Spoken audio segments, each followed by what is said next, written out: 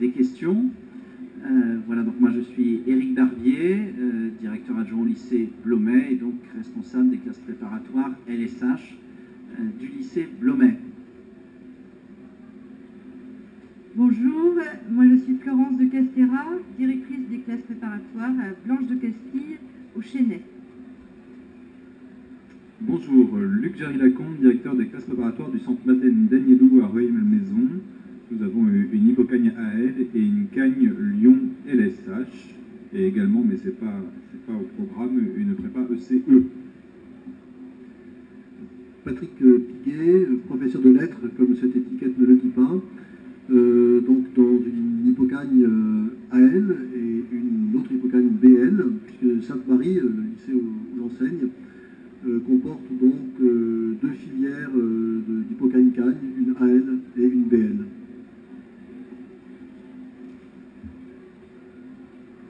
Voilà, ce que nous vous proposons donc, dans un premier temps, c'est peut-être de réfléchir d'abord aux questions des débouchés de notre filière littéraire, puis ensuite de vous donner un certain nombre de précisions concernant les différents sigles que vous avez pu déjà entendre, AL, BL, LSH, et donc les spécificités de chacune de ces filières.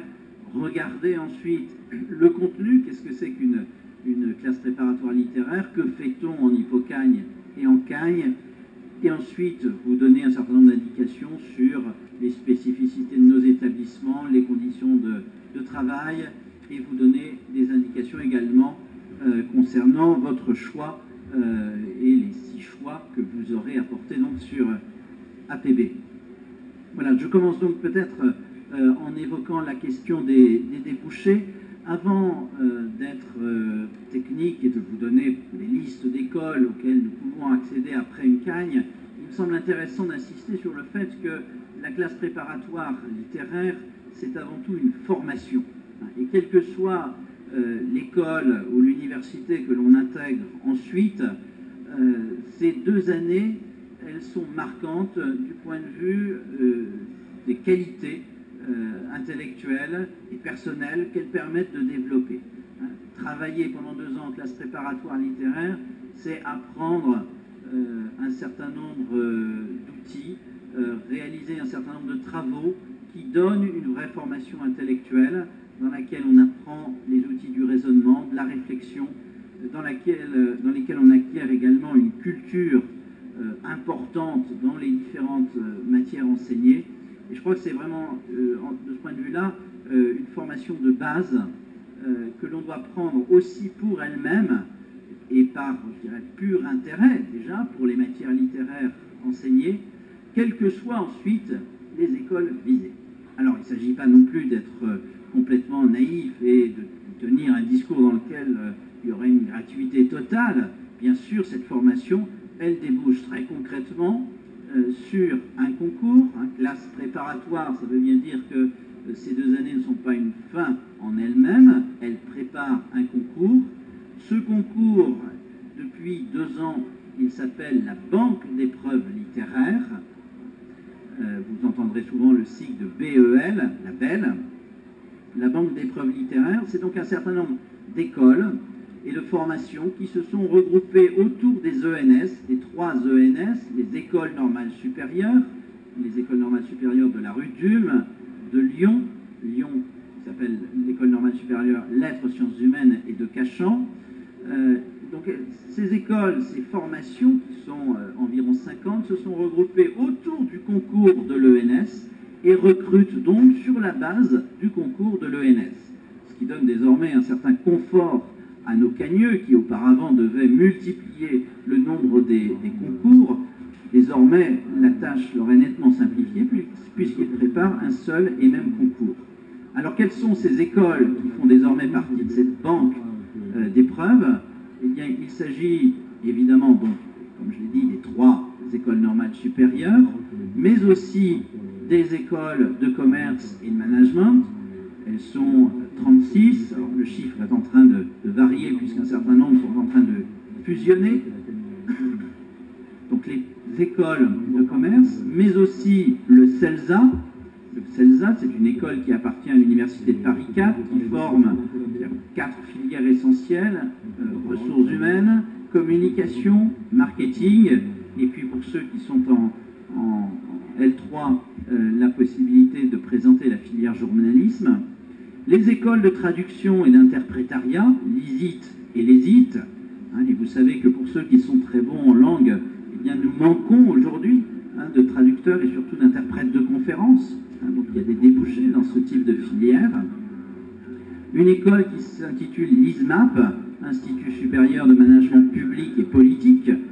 Intéressez-vous à cette école, vous verrez qu'on ne fait pas de sciences politiques uniquement à Sciences Po, on en fait aussi dans ce type d'écoles qui sont de très bonne qualité. Également les licences sciences de la société, l'université Dauphine. Dauphine n'est pas une université qui serait réservée aux scientifiques. Les cagneux y ont leur place dans cette licence en particulier. Voilà donc l'ensemble des formations et des écoles accessibles après la Cagne. Il en existe d'autres qui sont, elles, accessibles sur concours propre, donc qui ne sont pas intégrés à ce concours de la Banque d'épreuves littéraires. Je peux vous donner plusieurs exemples. Il s'agit bien sûr, pour ceux qui cubent, c'est-à-dire ceux qui font une 3e année, redoublent, si vous voulez, leur Cagne, il s'agit des Masters de Sciences Po Paris. Il s'agit également du concours de Saint-Cyr, de la voie littéraire au concours de Saint-Cyr, pour ceux qui veulent devenir officiers dans l'armée de terre. Voilà, il s'agit également d'autres formations, je pense notamment à l'IPAG, qui est un institut de l'université d'Assas préparant les concours de la fonction publique, les concours de catégorie A, de l'Institut d'urbanisme de Paris, parce qu'on fait beaucoup de géographie, notamment en Cagne et LSH. Il s'agit voilà, de plusieurs autres formations possibles. J'ai commis un gros oubli, puisque j'ai oublié dans la Banque d'épreuves littéraires les IEP de région, 5 des 7 IEP, c'est-à-dire tous sauf Grenoble et Bordeaux.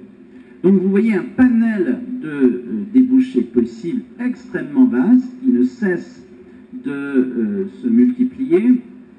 Et pour bien vous montrer que ça n'est pas simplement un discours, et bien des intégrés derrière, je me suis amusé à réaliser des petites statistiques chez nos cagneux, et vous voyez que l'année dernière, 40% ont intégré une école dans la Belle ou hors Belle, et 34%, j'ai envie de dire seulement, parce que la tendance était largement inverse il y a quelques années, 34% poursuivent à l'université. Donc vous voyez très concrètement qu'il y a un avenir pour les littéraires dans ces écoles qui aujourd'hui cherchent vraiment des profils littéraires, c'est-à-dire des gens qui sachent rédiger, réfléchir, argumenter, s'exprimer correctement à l'oral.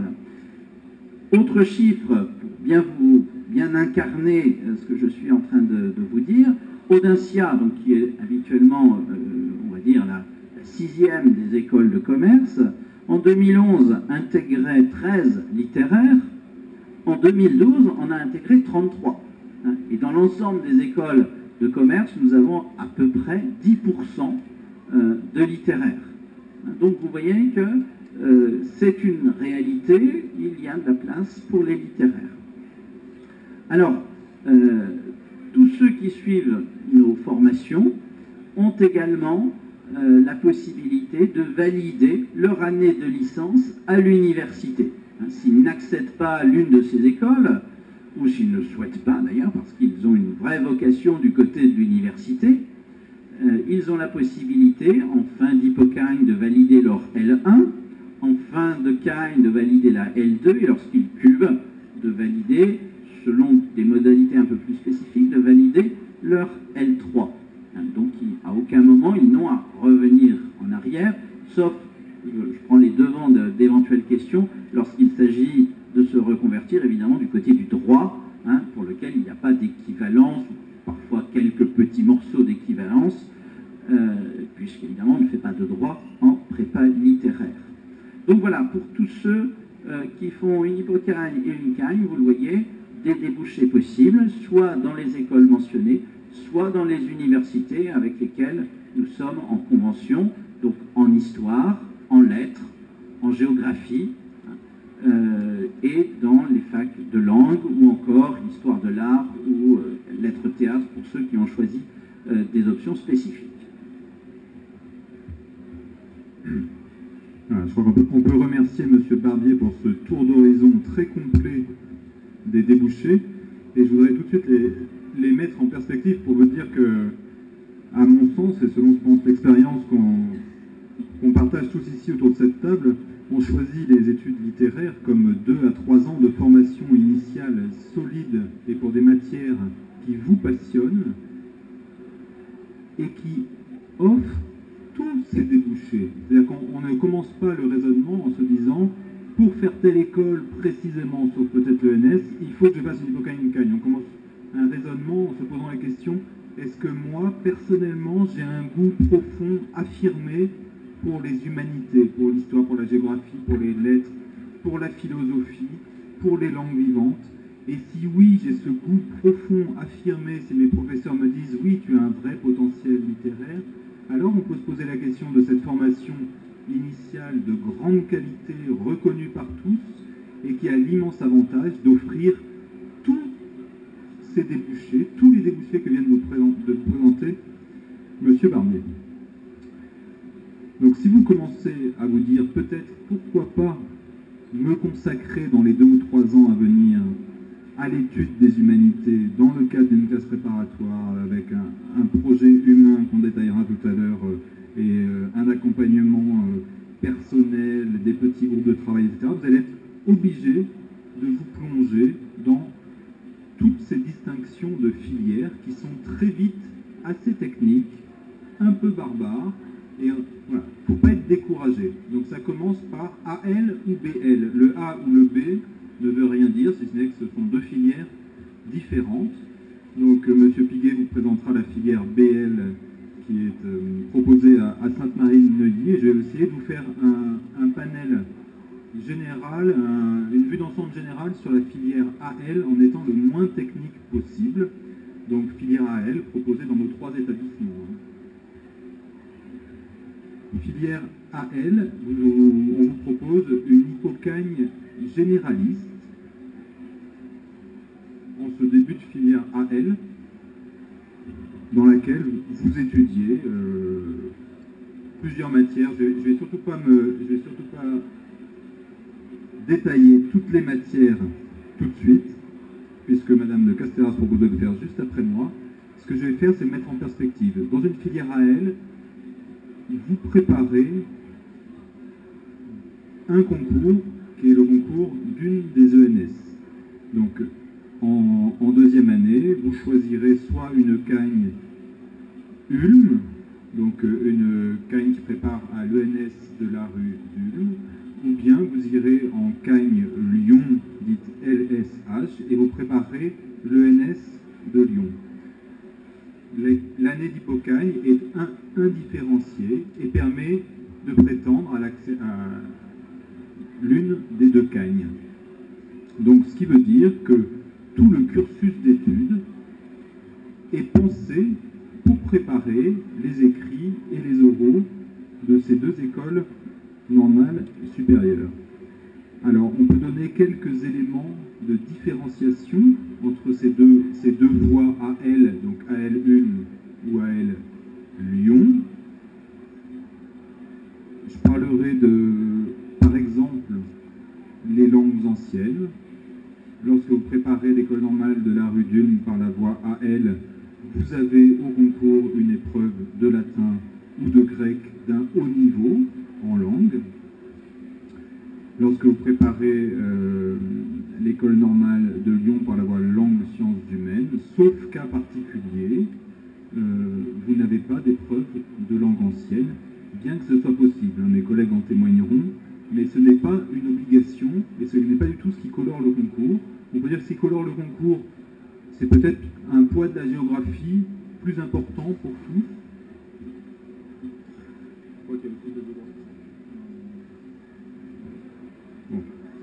Il y a aussi de la géographie rue d'Ulm, mais de manière moins marquée.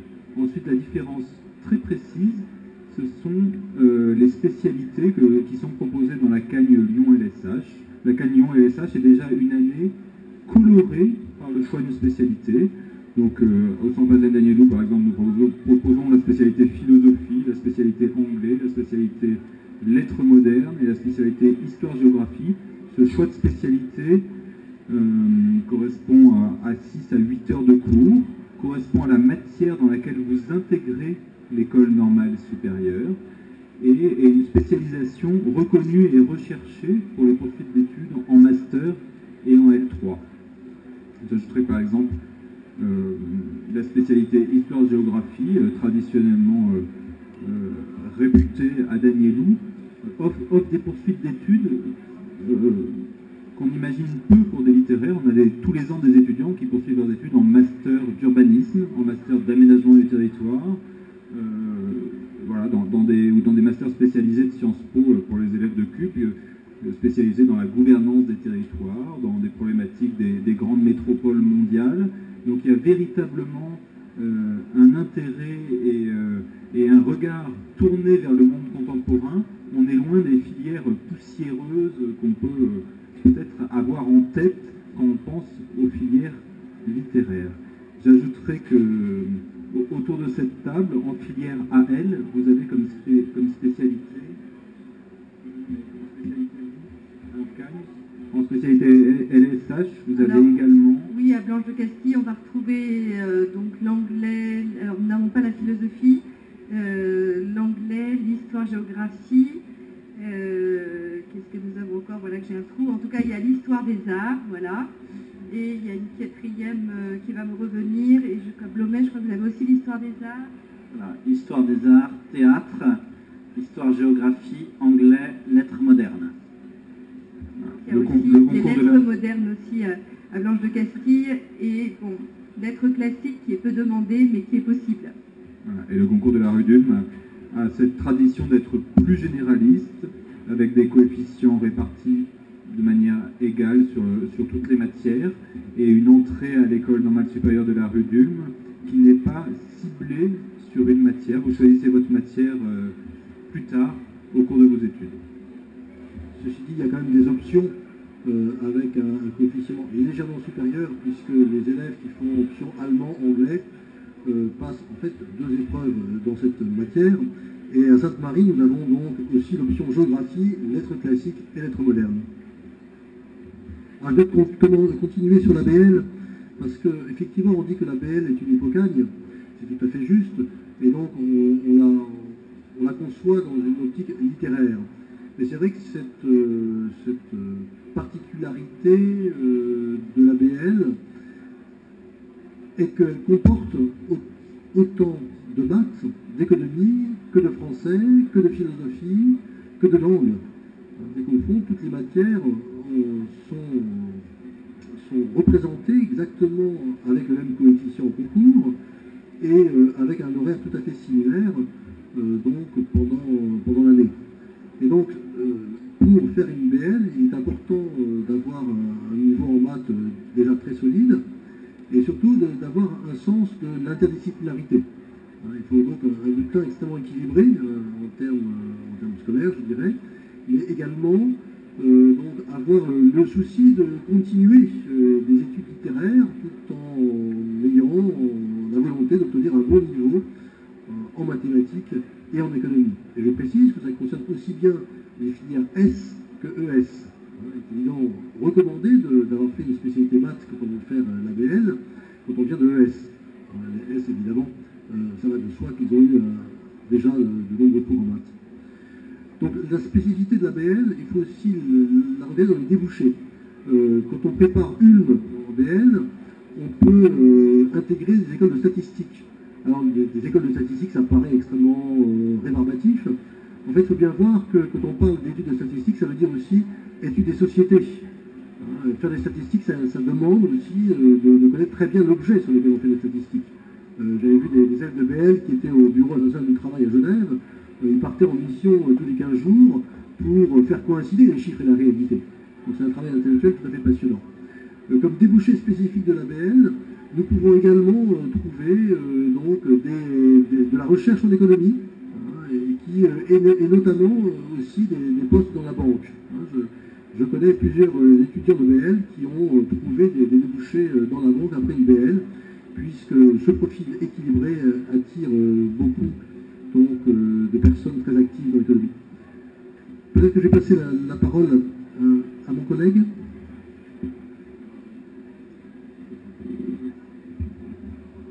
Bon, étant donné l'assistance là, qui est quand même assez limitée, plutôt que de partir peut-être dans des conditions très générales, bon, qui certainement répondent à certaines de vos questions, on vous propose de vous avancer et de partir de vos questions. Parce qu'on a l'impression qu'on répondra mieux à vos attentes et que ça sera peut-être plus vivant et peut-être moins... Voilà. Donc, est-ce que vous accepteriez de vous approcher? Sinon, on est très au point et voilà. On peut parler pendant 1h30 ça, tous les 4. On peut vous parler, voilà, mais peut-être que... Bon, alors, par exemple... Je pensais là, on vient venez au premier rang, comme ça vous n'aurez pas besoin de micro. On vient d'aborder la BL, et bon, moi je sais que dans l'Assemblée, il y a une personne qui éventuellement se pose des questions sur la BL. Est-ce que, Alix, vous auriez une question? Voilà, parce que ça continuerait ce qu'on vient de dire, concernant la BL, sur les débouchés, sur, bon, vous voulez est-ce que ça a déjà répondu un petit peu à vos questions? Parce qu'en fait, moi j'entends quelquefois des étudiants qui me disent « je suis bon en maths, donc je vais faire une BL ». Est-ce que c'est le seul critère ou est-ce que si on fait une BL, il faut être très très bon en maths et puis avoir déjà une idée précise de ce qu'on veut faire après, par exemple? Le profil de l'élève de BL, c'est précisément celui qui ne sait pas ce qu'il veut faire après, mais qui a envie de continuer à étudier de la philosophie qu'il a découverte en terminale, et qui regrette de ne pas avoir eu de français en terminale, par exemple, et qui se dit que le détour par la culture lui assure une base solide, comme le disait mon voisin tout à l'heure, une base solide qui permettra ensuite, avec un niveau d'excellence, d'avoir des postes plus spécialisés. Mais on est d'accord, la BL, c'est au fond l'hypocagne la plus généraliste qui soit. Et donc le profil des élèves de BL, c'est ceux qui se sentent à l'aise, effectivement en maths. Ça ne veut pas dire qu'ils soient extraordinairement en maths en S, hein. Souvent ceux-là font des filières purement scientifiques, mais on va dire qu'il faut un niveau solide en maths pour ne pas avoir à aller travailler des nuits entières pour rattraper un niveau en BL. On peut dire que le niveau des maths de la BL, d'après mes collègues de maths, est équivalent à celui des prépas commerciales. Hein, c'est à peu près le niveau. Et non pas donc des filières proprement d'ingénieurs dans le domaine scientifique. Donc voilà pour les maths. Hein. Et l'économie, même si les S n'en ont pas fait, hein, souvent on accepte des élèves de ES qui ont fait une spécialité maths et des élèves de S. Mais voilà, les élèves de S ont un petit peu de retard à rattraper en économie et les élèves de S ont un peu de retard à rattraper en maths. Mais nous assurons, nous, à Sainte-Marie, donc, des cours de rattrapage. Il y a pratiquement le premier tiers de l'année pour lequel les élèves de ES ont un soutien spécifique en mathématiques. Donc pas de panique. Voilà. Oui. Bonjour, merci. J'avais une question. Je vois que vous émanez soit du secteur privé, soit du secteur public. Mes enfants sont dans le privé et je voudrais savoir s'ils peuvent intégrer des prépas dans le secteur public ou non. Bien sûr.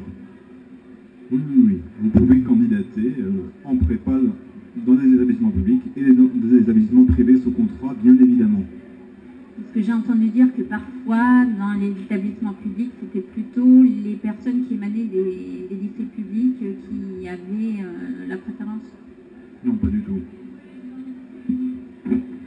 Non. Et ayez confiance, vous pouvez candidater dans toutes sortes d'établissements. Il n'y a aucune barrière. Merci. Ah d'accord. Vous êtes dans le 15e ? D'accord. D'accord. Et vous êtes rue Blomet ? Très bien, merci.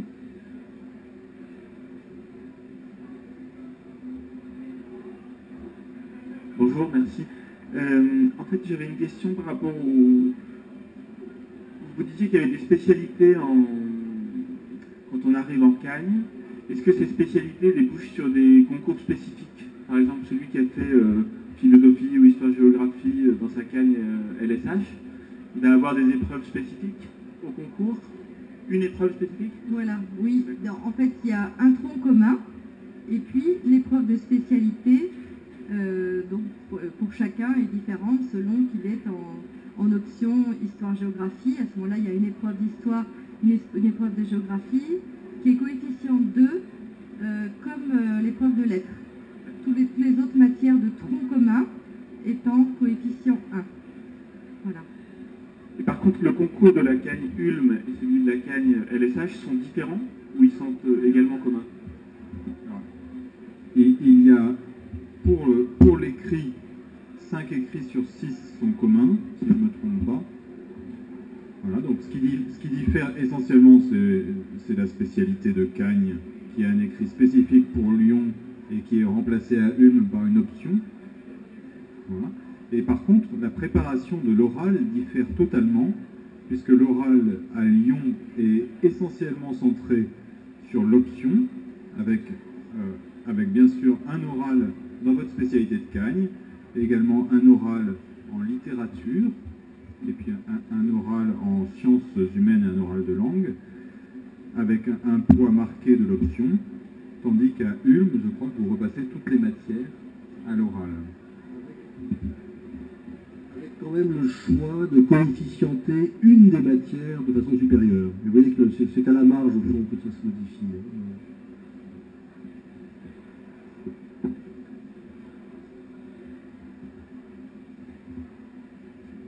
J'ajouterai, parce que c'est important dans la perspective de la BEL, que vous arriviez d'un cursus Lyon ou d'un cursus Ulm. Pour la BEL, vous prenez vos notes de l'ENS en général, quelle que soit votre filière, et puis ensuite vous avez accès au même concours de manière indifférenciée pour préparer les écoles de commerce ou les autres écoles. Enfin, globalement indifférencié, il y a des tout petits détails, peut-être d'épreuves d'oraux, mais les épreuves que vous rajoutez par exemple pour les langues vivantes et le résumé synthèse en école de commerce sont les mêmes, et vous vous retrouvez à l'oral de manière mélangée, quelle que soit votre filière de départ. Et quelque part sur beaucoup de concours de la BEL, toutes ces filières se rejoignent à l'identique. Le concours des écoles normales n'est plus un concours de sélection mais de classement. Et ça, c'est vraiment une des grandes différences. C'est un peu une révolution depuis quelques années.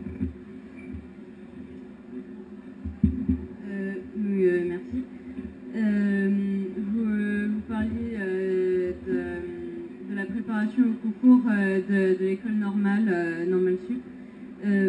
Mais si on veut pas faire le concours pour aller à Normale Sup, est-ce que vous pourriez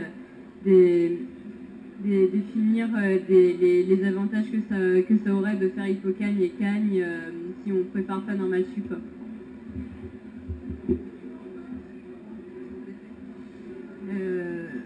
Les pourcentages de réussite au concours des ENS, c'est un concours qui est très sélectif, très élitiste, et on va dire à peu près 4% des étudiants des classes préparatoires intègrent une ENS. Donc vous voyez que c'est quand même très sélectif. Donc vous imaginez bien que tous les autres étudiants, qui sont des étudiants extrêmement sérieux, qui ont un bon niveau, etc., donc s'ils ont choisi la classe préparatoire, c'est qu'ils savent que ça les met sur une voie de réussite. Les classes préparatoires, c'est un peu comme une autoroute extrêmement large qui va vite. Donc évidemment, la préparation est intense. Certains vont atteindre l'objectif des écoles normales supérieures, mais les autres, heureusement, et c'est justice, vont trouver des voies, comme vous le voyez, qui vont être extrêmement variées, mais la classe préparatoire est toujours une voie extrêmement profitable. Donc certains vont vers des écoles de commerce, d'autres vers des écoles de communication, d'autres vers des instituts d'études politiques, d'autres vont vers l'université, peuvent aller vers des masters professionnalisants, on vous en a parlé, d'autres vont vers les concours de recrutement d'enseignants, vers l'agrégation, en rejoignant l'université.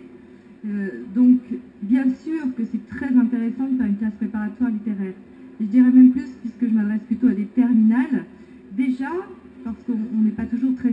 soi, si on vous pousse à faire une classe préparatoire, si on vous conseille, si vous y êtes admis, déjà dites-vous que l'hypocagne est une classe extrêmement formatrice.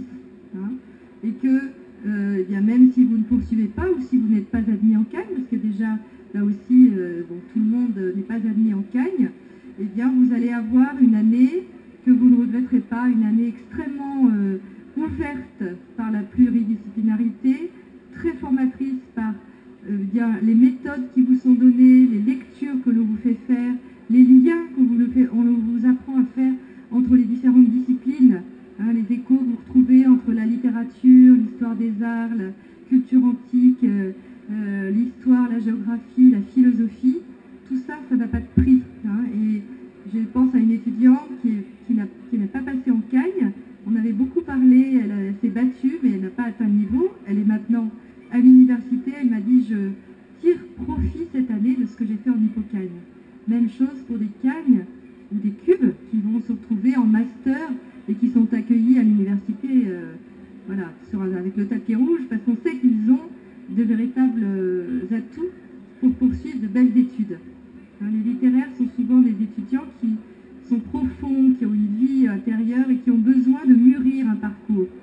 Donc c'est un parcours un peu de longue durée que vous entamez en prenant des classes préparatoires, et c'est un parcours très riche.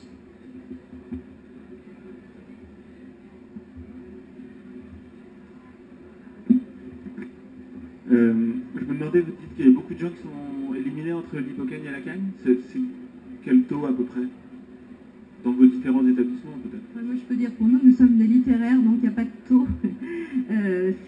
Après ça dépend un petit peu d'un certain nombre d'éléments. C'est surtout de discerner si l'étudiant sait lui donner sa chance que de le mettre dans une classe.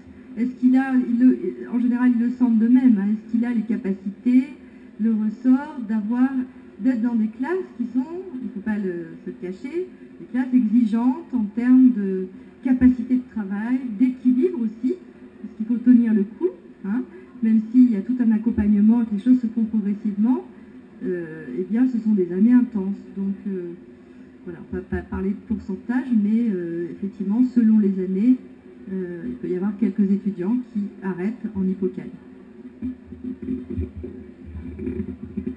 Ce qu'il faut peut-être préciser, c'est que pour ceux qui arrêtent à la fin de l'hypocagne, on n'est pas dans une situation d'échec parce qu'il y a de toute façon l'équivalence universitaire, hein, à moins d'avoir été vraiment très dissipé pendant l'année et ne rien avoir fichu du tout, on a de toute façon son équivalence universitaire.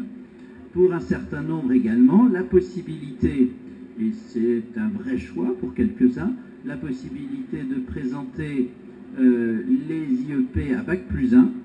Il n'y a pas beaucoup de place, mais voilà, ceux qui ont quand même bien travaillé dans cette perspective réussissent le concours Bac+1 qui existe dans 5 IEP sur les 7. La possibilité de rejoindre l'ISIT en deuxième année. Nos établissements en général sont en convention avec l'ISIT de façon à poursuivre, donc c'est l'école de traduction interprétariat dont je parlais tout à l'heure. Et puis, je pense à ceux qui sont en option Histoire des Arts, la possibilité de présenter un dossier pour intégrer l'école du Louvre, ou de repasser plutôt le concours de l'école du Louvre, cette fois avec un bagage intéressant, notamment sur le plan de la dissertation. Voilà, donc si vous voulez, il y a un certain nombre de possibilités. Oui, alors une de nos spécificités, par exemple à Blomet, c'est une convention avec l'Université Laval à Québec qui permet à un certain nombre d'étudiants, fin d'hypocagne, de poursuivre à la FSA, c'est leur école de commerce, directement en deuxième année. Hein, donc vous voyez, il y a un certain nombre de possibilités et ne pas passer en cagne, ça n'est pas être mis dans une situation d'échec. Ça c'est important à savoir.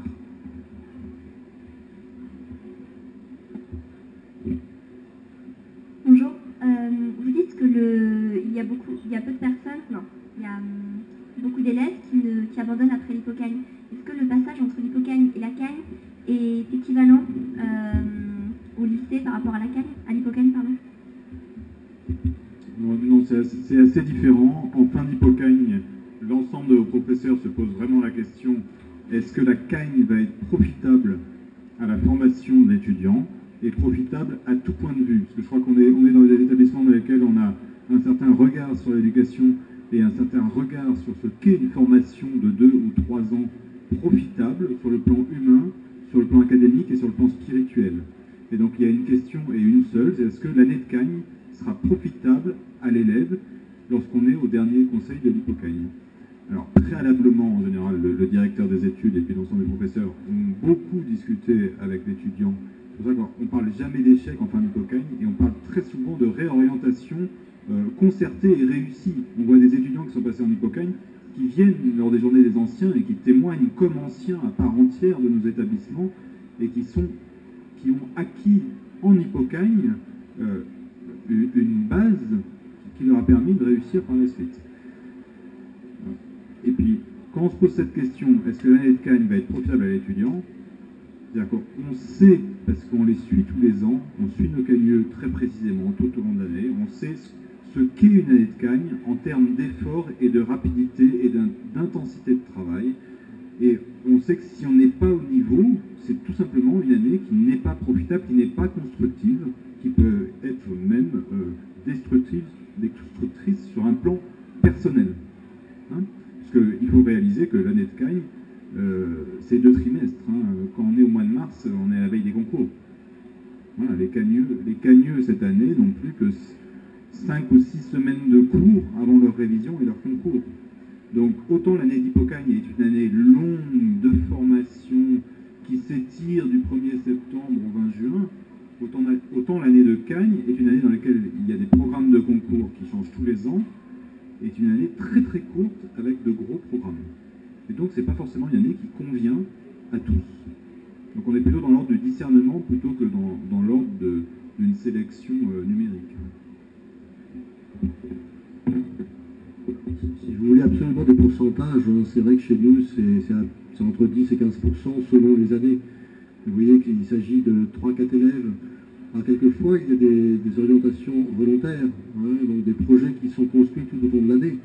Nous avons 2 élèves, on sent bien qu'ils n'ont peut-être plus tellement envie de passer en Cagne, et donc nous avons des rendez-vous, ils se renseignent sur d'autres filières, et ce qui est rassurant, normalement, c'est qu'ils ont leurs équivalences en fac, donc ils n'ont jamais perdu une année.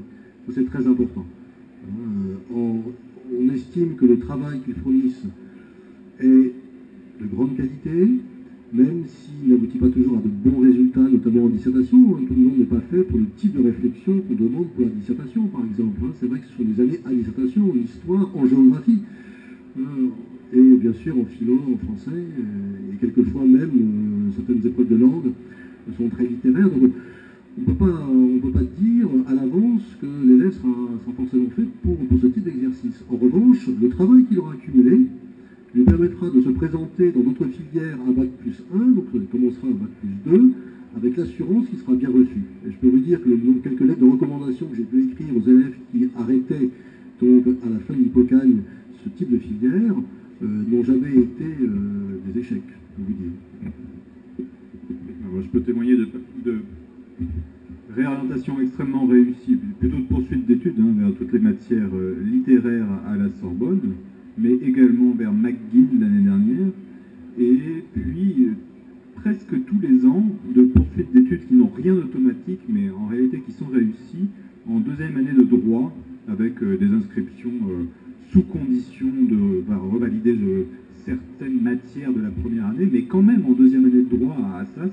Bon, à chaque fois, il faut se battre un peu, parce que là, pour le coup, c'est absolument pas balisé comme parcours, mais dans la réalité, c'est que tous les ans, je crois que c'est un étudiant d'Hippocagne qui part en droit en 2e année à Assas. Pour vous dire la manière dont est reconnue la formation d'Hippocagne.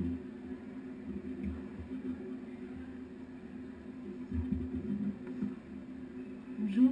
Pouvez-vous nous dire comment vous examinez les dossiers des candidats lorsqu'ils arrivent sur vos bureaux après? Vous ne m'entendez pas? Alors, je disais, pouvez-vous nous dire comment vous examinez les dossiers des candidats à vos écoles?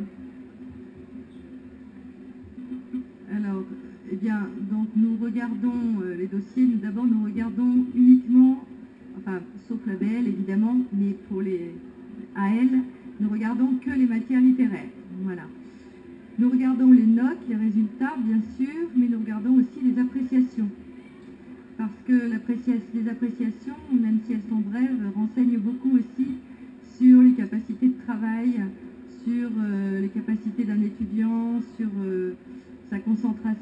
sur éventuellement le fait qu'il n'a peut-être pas donné le maximum, mais qu'il y a de la réserve derrière et qu'il y a des possibilités plutôt. Voilà.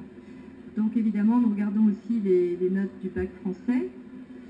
Et ce qu'il faut, c'est quand même, c'est bien sûr un profil assez généraliste, hein, et donc des bons résultats assez homogènes et bons dans l'ensemble des matières littéraires et linguistiques aussi, bien sûr.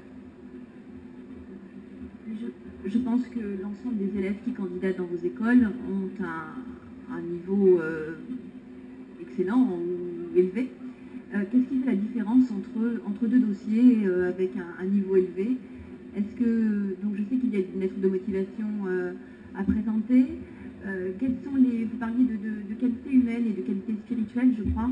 Voilà, quels sont les critères de sélection?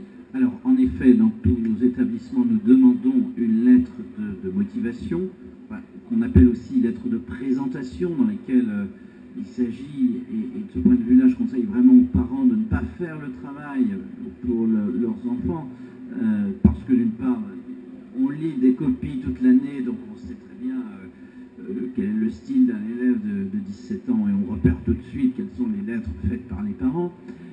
Mais l'idée, si vous voulez, c'est vraiment que l'élève montre ce qu'il est, quels sont ses centres d'intérêt, comment se traduit son goût pour la littérature, pour l'histoire, pour la philosophie, pour les langues, qu'il montre qu'il vient là parce qu'il a un intérêt en termes de débouchés, mais aussi parce qu'il y a un vrai goût littéraire, hein, qui est marqué aujourd'hui par un certain nombre d'éléments liés je sais pas, à la lecture, au théâtre, à un certain nombre d'engagements.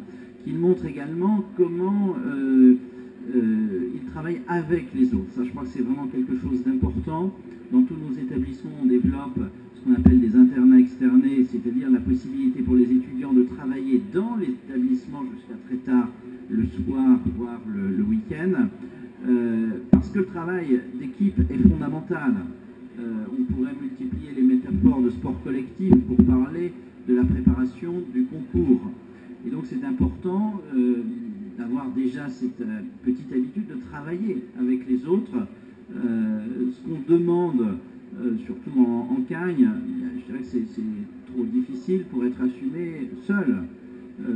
Travailler intelligemment en Cagne, c'est par exemple mettre en place en petite équipe de travail un système d'échange de fiches de lecture, ainsi de suite. Voilà. Donc voilà, est-ce qu'on a déjà mis en place ce travail d'équipe par la façon TPE, qui est souvent un petit peu caricaturale. Il y en a un qui bosse et les autres regardent, mais vraiment, voilà, comment est-ce qu'on travaille avec les autres? Voilà, il y a un certain nombre d'éléments de ce type. Il est intéressant de mettre en valeur parce que la prépa, c'est aussi une personne qui s'engage pour 2 ans. Hein, et que ce qui va être vécu pendant ces 2 années aura également beaucoup d'impact en termes de personnalité. On parlait également tout à l'heure de nos établissements qui, en effet, proposent de préparer un concours, mais proposent également vraiment une formation humaine et spirituelle. Et donc, on veut savoir comment l'élève va se situer par rapport au projet spécifique de chacun de nos établissements. Il ne s'agit pas de tirer un portrait robot type dans lequel il y aurait un certain nombre de choses bien précises à aligner, mais de montrer voilà, comment on va être réceptif à l'ensemble des propositions spécifiques qui sont faites dans l'établissement. Ça, c'est aussi quelque chose d'important. On ne rentre pas dans nos établissements comme, je dirais, dans un supermarché où on va se servir. Il s'agit aussi de montrer ce qu'on veut aussi apporter, ne serait-ce qu'en termes humains, pendant ces 2 années.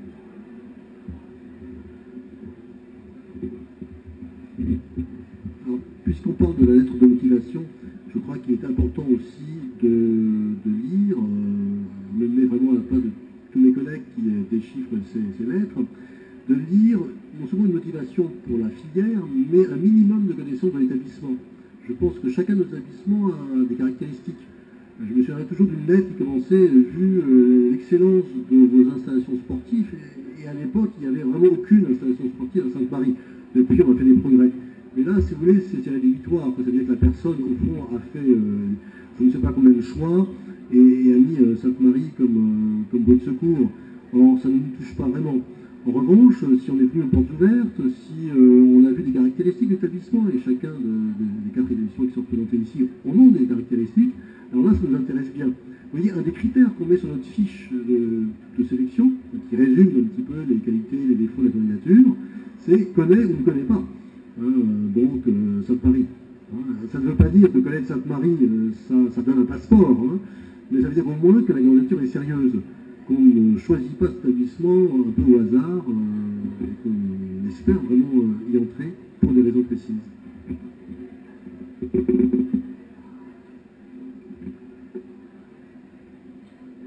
Tout à l'heure, vous parliez d'une personne qui a fait Cagne, Hippocagne, je crois que c'est M. Dugin, et qui faisait des statistiques et qui ensuite allait sur le terrain. Donc ça ressemble à de la sociologie. Et ma question, c'est est-ce que pour un enfant qui serait attiré par la sociologie, vous conseilleriez de passer par les filières littéraires? Alors, je vais vous poser une question simple. Votre enfant est-il intéressé aussi par les matières littéraires? Parce qu'effectivement, s'il veut faire surtout de la sociologie, autant qu'il fasse peut-être une fac de sociologie ou une autre filière directement liée à la sociologie. C'est la fac, en fait. On fait de la sociologie, je crois, ma collègue de sociologie, je travaille beaucoup avec elle, et au fond, elle s'intéresse autant à Proust qu'à Marx, qu'à l'économie, et je dirais pour faire de la sociologie de façon intéressante, donc la filière BL est tout à fait adéquate. Alors évidemment, il va tomber sur des gens qui sont plus spécialisés. Enfin, la personne dont je parle, c'est mon fils, donc je peux vous en parler assez longtemps. Il s'est trouvé qu'il a eu affaire à des personnes qui étaient tellement spécialisées qu'il n'avaient même pas forcément l'intérêt de cette ouverture. Mais il est vrai que dans les métiers qu'il a demandé, que ce soit à la banque, que ce soit dans par exemple les grands bureaux européens, dans différents grands organismes internationaux, c'est exactement ça qu'on va demander, une ouverture, et pas être enfermé sous l'excellence à la française. Vous voyez, à l'international, c'est souvent assez mal vu. Et par exemple, beaucoup de facultés américaines ont un regard assez positif sur ce genre de formation qu'elles commencent à découvrir. Et là, ça serait plutôt AL ou BL ou indifférent? Non, BL à ce moment-là. BL. S'il veut faire la sociologie, notamment, ça c'est vraiment la BL. D'accord. Merci.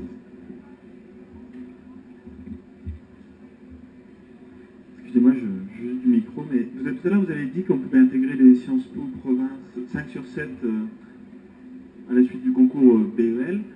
Donc on les intègre en quelle année? Alors c'est un peu technique. Déjà, on peut les intégrer après une Hippocagne, au même niveau que le bac, sauf si je me trompe, parce que je ne suis pas spécialisé. Donc, au même niveau que le bac, ou bien un bac plus 1. Donc ça, c'est en sortie d'Hippocagne. En sortie d'Hippocagne, on peut repasser les Sciences Po comme si on sortait de terminale, ou bien un concours spécialisé pour rentrer en bac plus 1 à Sciences Po. Ensuite, en sortie de Cagne, via la BEL, la Banque d'épreuves littéraires, donc sur la base de vos notes des 6 épreuves de l'ENS, vous pouvez candidater dans 5 Sciences Po de province d'IEP sur 7.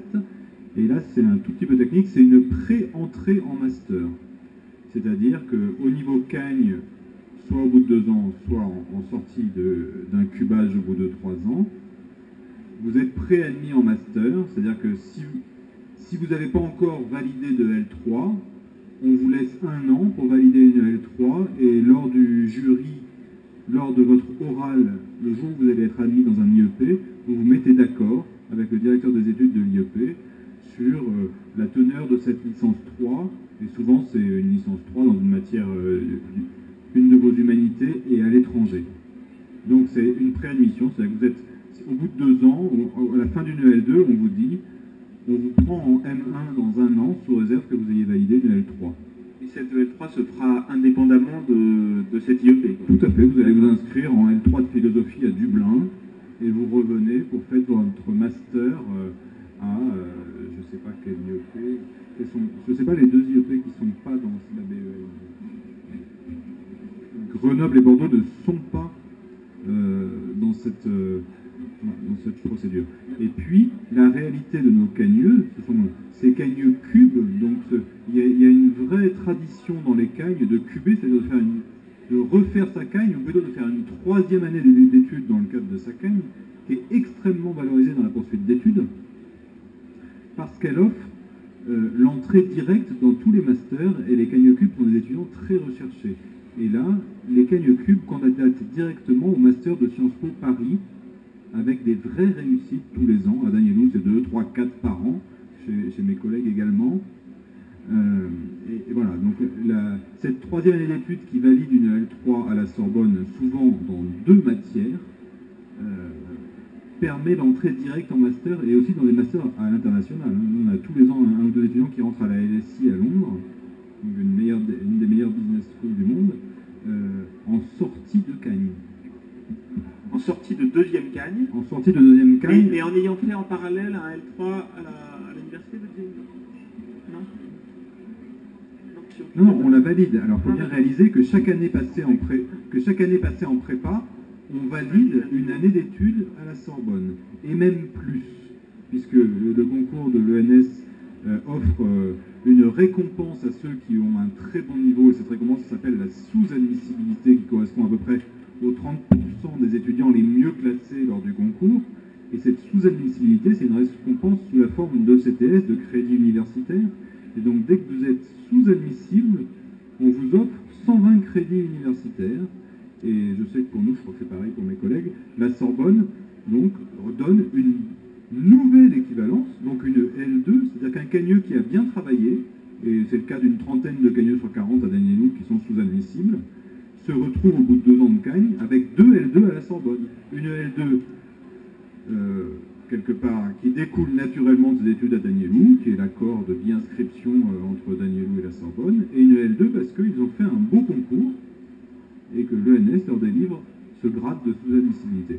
Et donc, rebelote, si on recommence sa cagne, et on peut donc sortir de cagne en n'ayant jamais mis les pieds à la Sorbonne et en ayant 2 L3. C'est un peu plus compliqué que ça, mais quasi. Excusez-moi, j'ai encore une question. Est-ce qu'un élève qui a fait terminale L sans spécialité maths peut intégrer Hippocagne BL?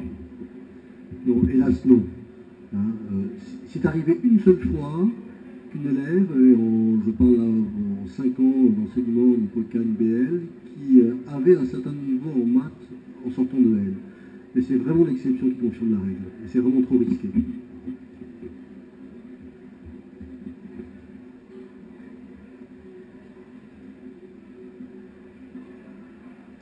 Alors j'ai une question moins technique. Pouvez-vous nous dire quel serait notre intérêt de déposer un dossier dans chacun de vos établissements? Je pense que vous connaissez tous, vous faites plus ou moins la même chose, seulement vous devez avoir des caractéristiques différentes. Et si vous pouviez nous en parler les uns et les autres.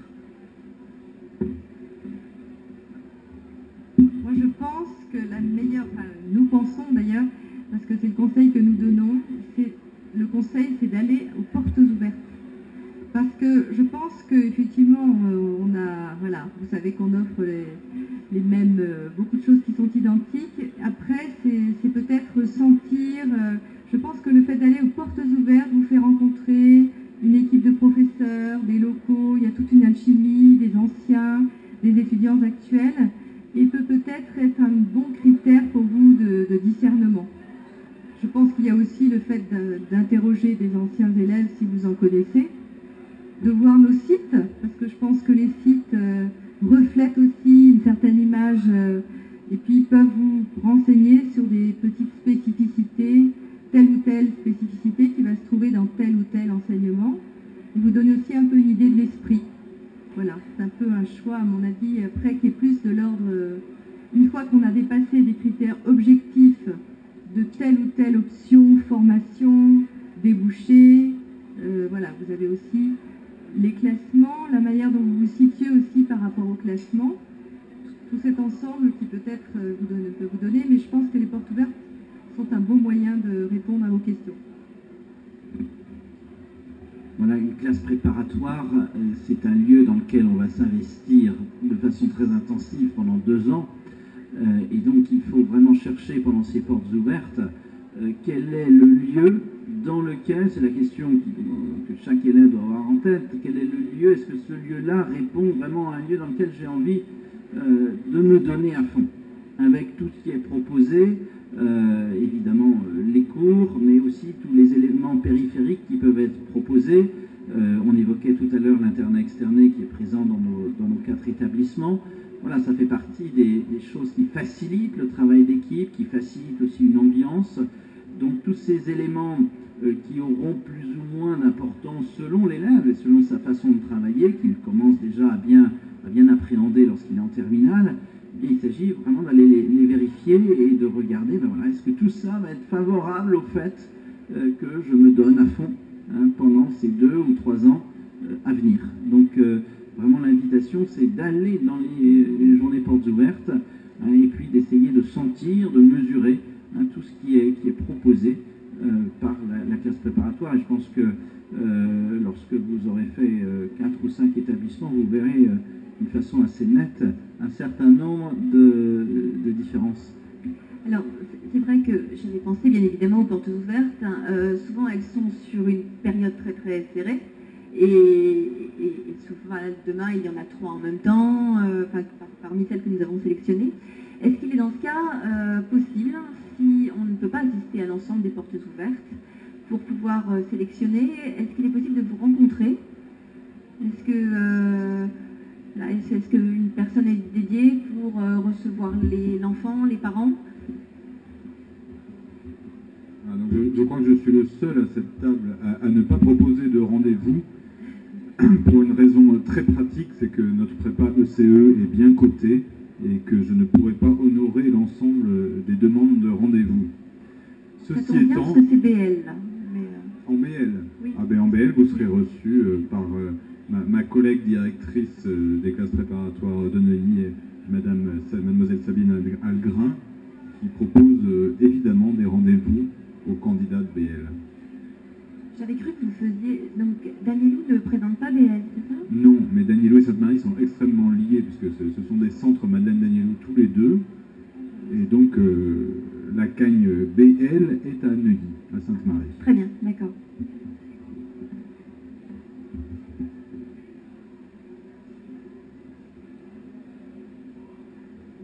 S'il n'y a pas d'autres questions, ça fait déjà 1 heure qu'on est avec vous. On va vous remercier et puis vous inviter maintenant à